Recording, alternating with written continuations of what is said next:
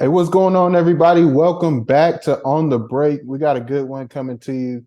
Hey, Trevon, man, these playoffs have been great. I think it has a chance to be the best playoffs we've had in NBA history, or one of the best playoffs. Just from a matchup standpoint, every series seems to be interesting.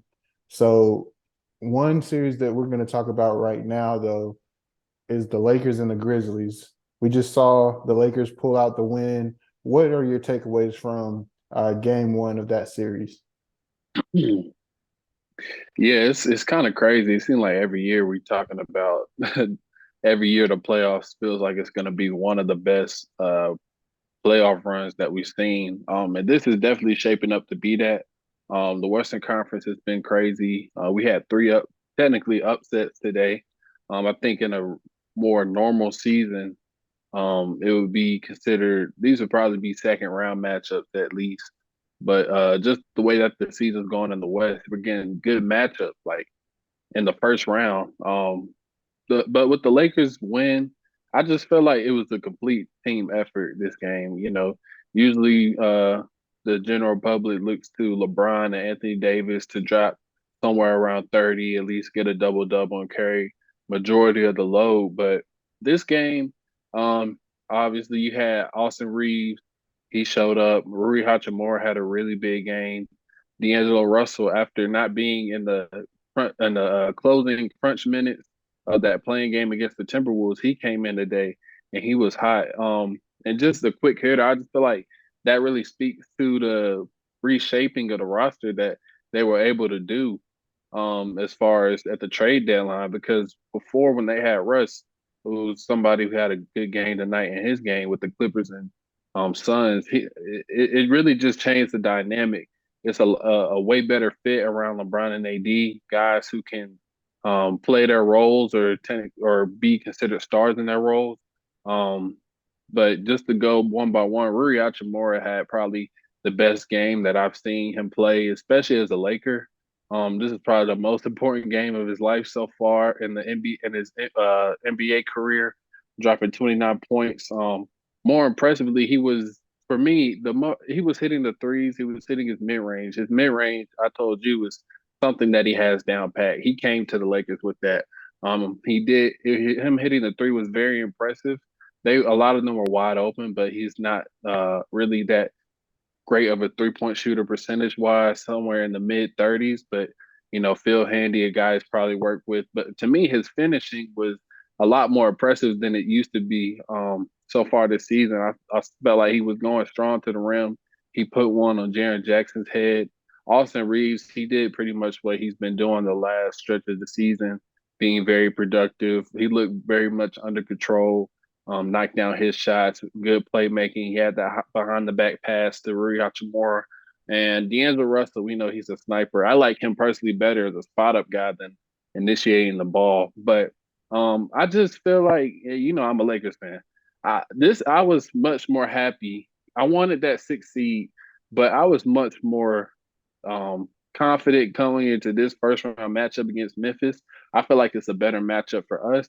Obviously, the injury with Steven Adams and Brandon Clark helps us. You don't wish for that. And prayers up to John, too. Hopefully, he recovers pretty quickly with his injury. But I just felt like even when they had their full unit, this was a better matchup for us. We're not the best half court offense, and neither are they. They like to get out in transition, and it's really just a matter of fact is if we don't turn the ball over, I feel like we'll be in a pretty good shape. We did that the first half, the first quarter, or we did that the first quarter, and but as soon as we started turning the ball over, you saw Memphis to start picking it up. Half court wise, Desmond Bain was only 6 for 18 throughout the whole game. He can kind of go hot and cold, but Jaren Jackson had a great game himself. But I feel like that's something that we can withstand. Our defense, our size matches very well with them. And I just feel like experience lies on our side. So, if we were to get that 6 seed and play against the Kings, I'd be very concerned. Maybe same thing with Denver at some extent, but I feel like this is a very good matchup for the Lakers. They did what they needed to do. They got one game on the road. That's all you can ask for. Still home court. um, play hard the next game, and then you're going home where LA is going to be crazy, but they're in really good shape. Um, I really like what we did tonight or Yeah, today. yeah. It was a really good game, a fun game to watch.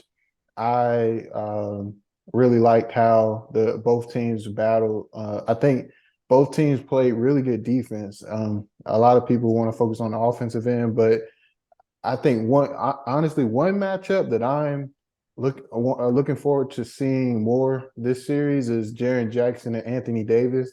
I feel like they are very similar in their game, especially on the defensive end. They protect the rim very well. They can guard on the perimeter. They're very mobile. They can do a lot of things. So that's one matchup I'm looking forward to. And then on the offensive end, I think Jaren Jackson was doing very well with matching what Anthony Davis was putting out on the offensive end too. And actually, Jaren Jackson had a big game, scoring a lot of points as well. So I think that's a matchup that I'm looking forward to seeing this series. It's unfortunate Ja got hurt.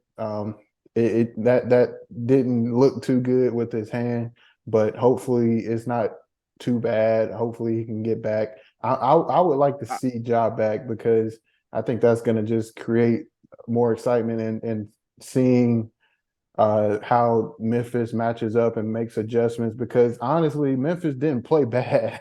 They played really no, not at good. all. They hit shots. And their bench. I think their bench might have to step up a little more and help the starters. I know. I know. Uh, Jones, Tyus Jones. Is it? Yeah, it's Tyus, not Trey. Yeah, Tyus. Trey is his Yeah, brother, Tyus. but Tyus Jones played Tyus the well. OG, the one that Yeah, won Duke that natty. yeah, yeah. I think Tyus Jones came in and did very well off the bench, and controlling the pace. I think he's in my opinion he's probably a starting point guard on a lot of teams in the NBA. But Yeah. he came off the bench and did well. But other than that, there weren't that many people coming off giving much of a contribution. But I am really uh I really liked how the role players of the Lakers came in and stepped up. I think that's going to be big moving down the line if they were to get past, well, within this series first. And then if they get past this series moving forward, I think that's going to be big because you don't want LeBron and AD to be dependent on to carry the team over and over. I mean, you just don't know with AD and his durability all the time. I know there was a big scare with him and his arm today.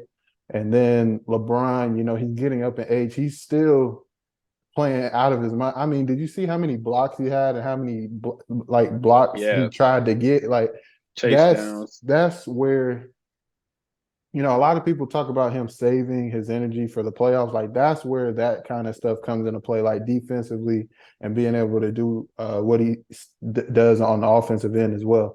So, but you don't want to lean on them too heavy because you want them to continue to be able to be able to exert that energy later on down the line. So, in order to do that, you got to have performances like this from your other guys. I mean but you already ran down the list. I think Dennis Schroeder is another player that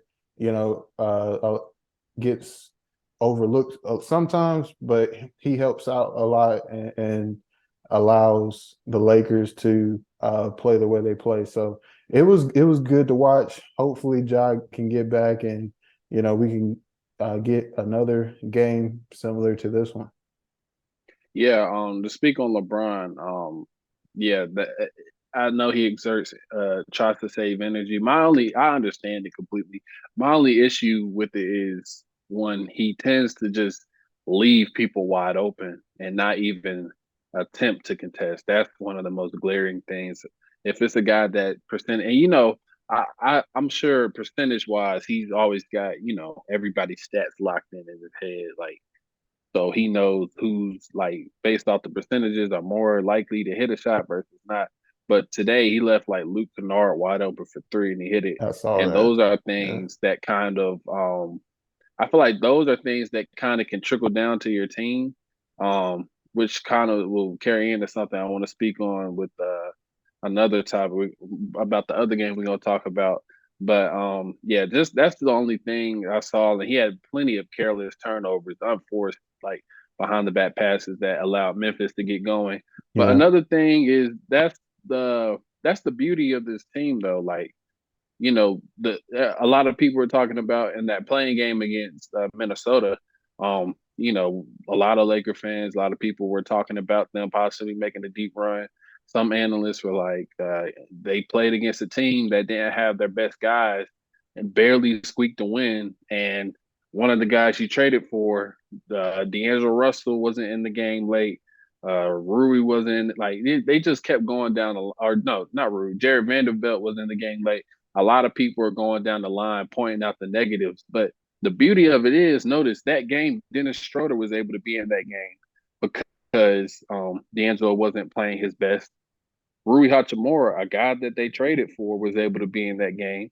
He contributed. And look today, Dennis Schroeder was in foul trouble. He didn't have the best scoring night, but D'Angelo Russell was high. Austin Reeves came through after not having the best game against Minnesota. So that's the beauty of the Lakers. I feel like we are really one of the deepest teams. If one guy doesn't have it, the next guy is able to come up. And a lot of them, and everybody's shown spurts of what they can do. Malik Beasley hasn't had a good game yet, but I guarantee you there's going to be one night where he's hot from three. So that's the beauty of it.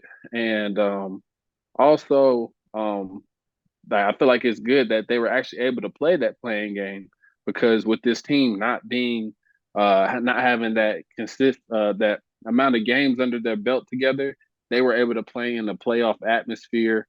They were able to get some nerves out the way, possibly. And it's also pretty. I want to think it's crazy to say they were able to get in some sort of rhythm by playing that playing game. Also, a lot of people are probably going to try and discredit this win by the Lakers, saying that Ja got hurt. People are going to go point out AD's injury. They're going to be, oh, AD can't last. But I feel like a lot of people should just give the Lakers their flowers. They went on the road against a good young team that plays hard. Um, they were slight underdogs according to the betting books and whatnot. I feel like people are just going to have to give them their credit. Yeah, no, I think it was a really good team win by them, and I think you mentioned it. I think, and a lot of people talk about this as well. You got to give credit to Rob Pelinka putting this roster together at the trade deadline and getting the pieces that he got because, like you said, they are a very deep team. And I mentioned Dennis Schroeder. I know he didn't have the greatest game offensively, but him, D'Angelo, and even Austin Reeves, they give you more ball handlers to have so that all the pressure isn't just on LeBron. Of course, you're going to give LeBron more touches. You're going to he's going to have the ball in his hands most of the time, but you have those other players that can handle the ball, initiate the offense, push in transition, make plays. So I think that came in handy today. One other thing I wanted to talk about, though, I think one other player that can impact the game on the Grizzlies side, I think Luke Kennard, if he gets going and gets a little more aggressive with taking 3-point shots, or if the Grizzlies figure out ways to get him open more, I think he Yeah, can be an impact player or help them moving forward, especially if Ja is not able to go. But I think he's somebody that can, uh, you know, help out. And also, the Grizzlies have been pretty good without Ja. I think if yeah, he wasn't able to go, it would still be a good game. But of course, we want our players to play. We want everybody to be healthy, as yeah, healthy as possible. I know, you get banged up towards this time of the year, but we want to see Ja. But if he's not able to go, I think the Grizzlies will still be competitive.